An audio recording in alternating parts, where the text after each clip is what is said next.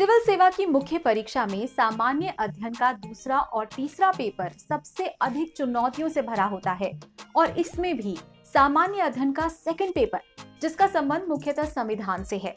जैसे कि आप जानते हैं, पॉलिटी के इस पेपर का सीधा और सबसे अधिक संबंध राजनीतिक शास्त्र से है।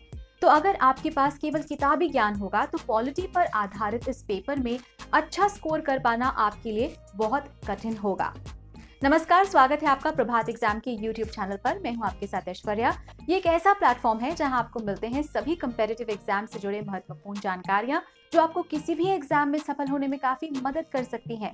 तो अगर आप हमारे YouTube चैनल पर पहली बार आए हैं तो हमें लाइक और सब्सक्राइब जरूर कर लें और हमारे लेटेस्ट वीडियोस और अपडेट सबसे पहले आप तक पहुंचे, इसके लिए बेल आइकॉन को भी प्रेस करना बिल्कुल ना भूलें। तो आइए शुरुआत करते हैं आज के वीडियो की, जो है पॉलिटी की तैयारी कैसे करें।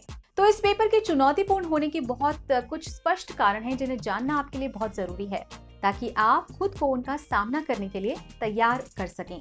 तो पहली बात तो ये है कि इस पेपर का पाठ्यक्रम यानी कि सिलेबस निश्चित रूप से दूसरों की तुलना में बड़ा है। इसके 5 भाग हैं: शासन व्यवस्था, संविधान, राजनीतिक प्रणाली, सामाजिक न्याय और अंतर्राष्ट्रीय संबंध। इसके पाठ्यक्रम का स्पष्ट ना होना भी इसकी दूसरी बड़ी चुनौती है। जब पाठ्यक्रम ही निश्चित नहीं है तो निश्चित रूप से आपके सामने एक बड़ा संकट पैदा होता है कि आप किन टॉपिक्स पर तैयारी करें। तीसरी बड़ी चुनौती ये है कि इसका जो पाठ्यक्रम है उसे हम संविधान और प्रशासनिक व्यवस्था का व्यावहारिक पक्ष कह सकते हैं। मुश्किल यह है कि ना तो आपके पास प्रशासन का व्यावहारिक ज्ञान है और ना ही शासन प्रणाली का। सामाजिक न्याय को आप थोड़ा बहुत जरूर जानते हैं, इसलिए इस पर पूछे गए प्रश्नों के सटीक उत्तर लिखने में मुश्किल होती है। चौथी चुनौती उत्तर लिखने के दौरान उस समय आती है जब आपसे इन समस्याओं के समाधान के बारे में आपसे विचार पूछे जाते हैं।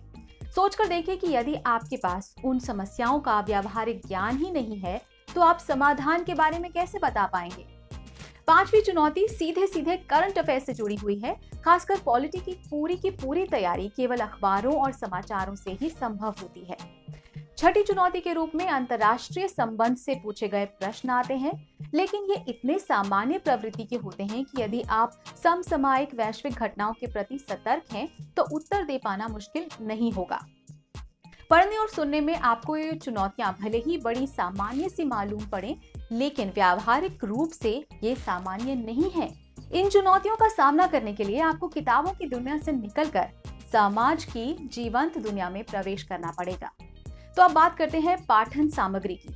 तो दोस्तों, जहां तक पॉलिटी की तैयारी से संबंधित पढ़ने की सामग्री का सवाल है तो हम एक बात विशेष रूप से कहना चाहते हैं कि आप ज्यादा से ज्यादा किताबें पढ़ने के चक्कर में न पड़ें। आपके लिए एनसीईआरटी की 9वीं से 12वीं तक की किताबें, साथ ही साथ एम लक्ष्मीकांत की किताब पर्याप्त होगी।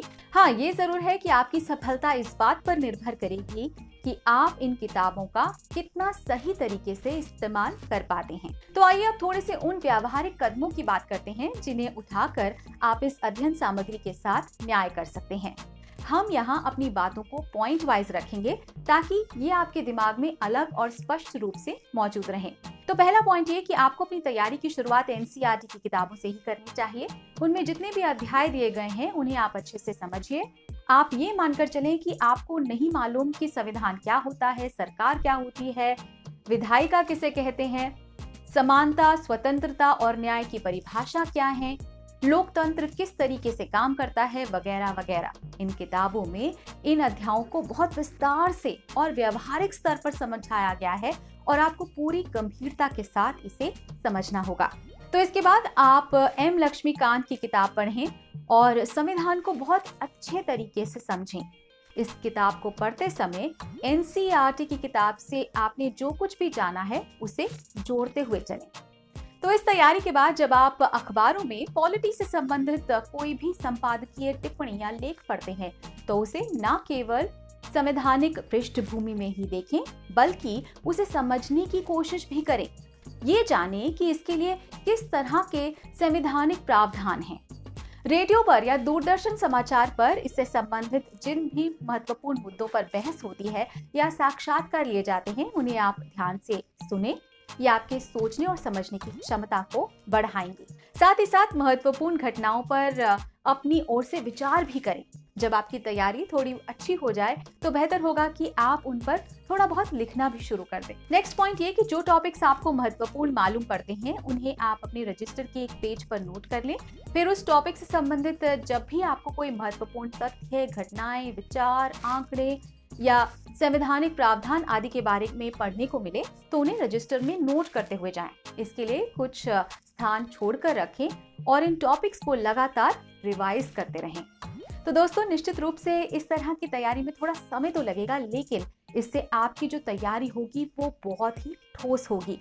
इस बात को कतई ना भूलें कि इसका लाभ आपको साक्षात्कार में भी मिलेगा, क्योंकि साक्षात्कार में अक्सर राजनीतिक व्यवस्था पर प्रश्न पूछे जाते हैं जो करंट इवेंट्स पर ही बेस्ड होते हैं।